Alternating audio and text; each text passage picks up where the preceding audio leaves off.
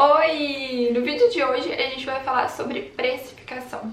Sim, esse assunto polêmico, esse assunto que nem todo mundo fala, e eu já vou adiantar pra vocês. No final desse vídeo a gente vai chegar de fato a um valor ideal pra sua hora trabalhada. Sério, esse vídeo não é só teoria não, então já separa aí o papel, a caneta e a calculadora pra gente começar a fazer as contas. Mas antes disso, eu vou te pedir pra já se inscrever aqui no canal, pra já curtir esse vídeo, que eu tenho certeza que vai te ajudar muito. E vamos lá! Primeira coisa que eu queria falar é sobre a importância de precificar o seu trabalho da maneira correta.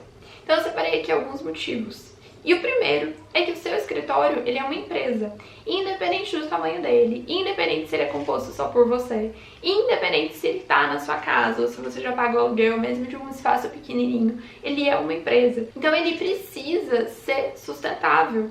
Eu sei que a gente é apaixonado pelo que a gente faz, mas a gente precisa ter clareza se aquilo realmente está dando lucro e se não tá, aonde a gente precisa fazer os ajustes necessários para que isso dê lucro. E a gente só vai ter essa clareza quando a gente tiver noção de quanto a gente realmente está ganhando e de quanto a gente precisa ganhar, qual verba a gente precisa, como a gente consegue fazer uma projeção de um crescimento futuro do escritório. Então, o primeiro passo para tudo isso é entender o valor ideal que você precisa cobrar do seu cliente, você precisa receber pelos seus projetos. E o segundo motivo tem a ver com aquele sentimento de frustração, sabe? Tipo, nossa, eu trabalho pra caramba, eu me dedico pra caramba e mesmo assim eu não consigo ver frutos do meu trabalho, Eu vejo, obviamente, as obras sendo concluídas, eu vejo tudo isso, mas eu não consigo usufruir da maneira que eu queria.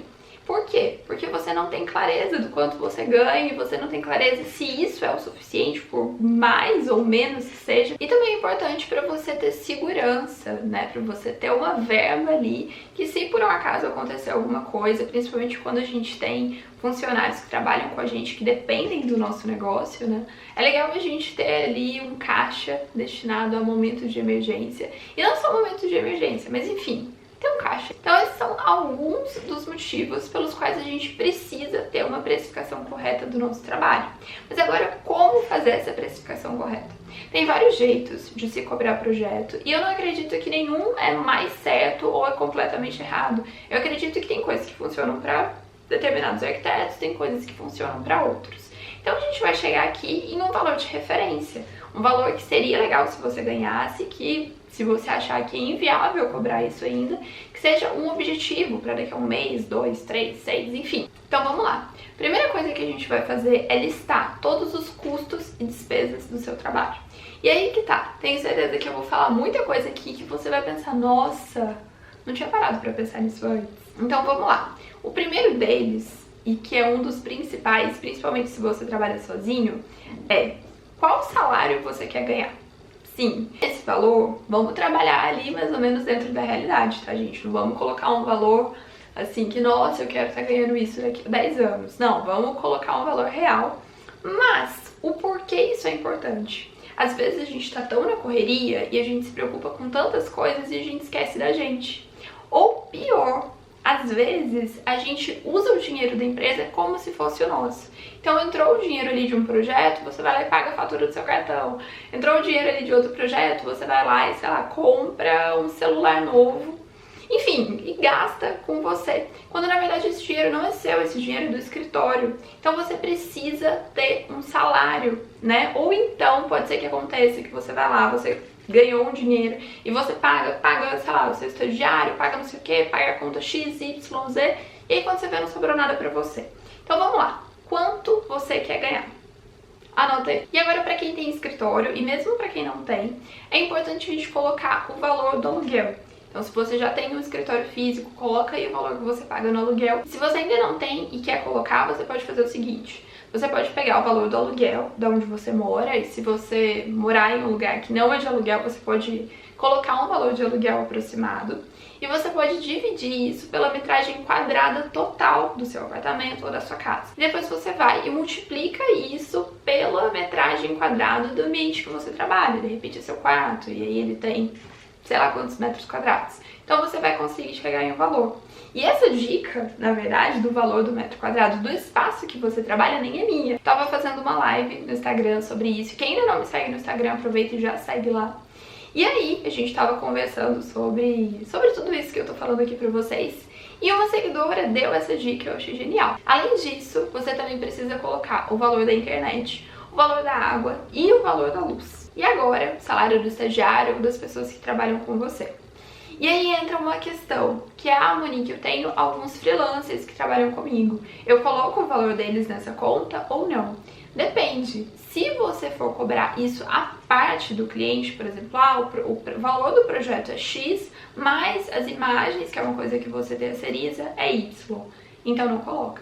Agora, se está embutido no valor do seu trabalho, coloca aqui. Outra coisa importante é a mensalidade ou anuidade dos programas que a gente usa para trabalhar. Então, CAD, Sketch, V-Ray, tudo isso precisa estar aqui. Os impostos que a gente paga, o CAL, a plotagem, e a plotagem entra naquele mesmo raciocínio. Se você cobra a plotagem à parte do cliente, por exemplo, o valor do projeto é X, as imagens renderizadas são Y e os projetos impressos são Z. Então você não coloca nessa conta. Agora, se esse valor está incluso no seu trabalho, você coloca aqui. Monique, como eu vou saber o valor da plotagem? Estima, tá? Coloca um valor aproximado e depois a gente vê. A gente vai até chegar nessa parte. Calma aí. Outro valor que a gente precisa colocar é a gasolina que a gente gasta para ir à obra ou o meio de transporte que a gente usa, né? A gente se desloca para ir para lá muitas vezes e isso gera custo. E eu também gosto de deixar uma verba destinada para o marketing da empresa. Então vamos listar todos esses valores e aí já aproveita e já soma aí. Combinado? Já somou? Agora a gente vai para a segunda parte da conta, que é um valor para investimentos futuros. Então, daqui a 5 anos eu quero participar da Casa Cor. Ano que vem eu quero fazer uma viagem para visitar a Feira de Milão. Eu quero ir para São Paulo visitar, Revestir. Enfim, tudo isso vai sair dessa verba. Lembrando que isso é uma constante. Então, não é que no primeiro mês você já vai colocar lá, sei lá quantos mil. Claro, pode ser que sim. Mas vamos pensar que isso é um montinho que com a constância vai virando um montão. Então separa aí um valor que você acha viável separar todo mês para que isso aconteça. Agora a gente vai separar um outro valor para manutenção do escritório. Como assim? Preciso comprar folha para impressora.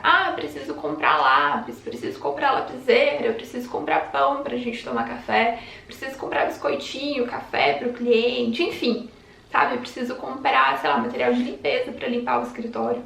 Tudo isso, que a gente às vezes nem conta, né? Às vezes a gente vai achando ali que tá tudo bem, tudo tranquilo. Se a gente for somar no final do mês, dá muito mais do que a gente imagina. Então a gente já vai deixar uma verba destinada para isso. Então coloca um valor que você acha que vai suprir essa necessidade. E por último, um valor para o caixa do escritório. E aí entra uma questão. Você pode somar tudo isso que a gente fez até agora e colocar uma porcentagem para o caixa. Por exemplo, o valor deu X e eu vou colocar mais 15% e esses 15% vão para o caixa da empresa. Ou então você pode, de fato, colocar um valor que você acha suficiente. Lembrando que o caixa da empresa, ele vai ser destinado, por exemplo, o ar-condicionado deu problema, ou o notebook estragou, ou aconteceu alguma coisa no escritório, ou não entrou projeto faz 3 meses e eu preciso me pagar, preciso pagar os funcionários.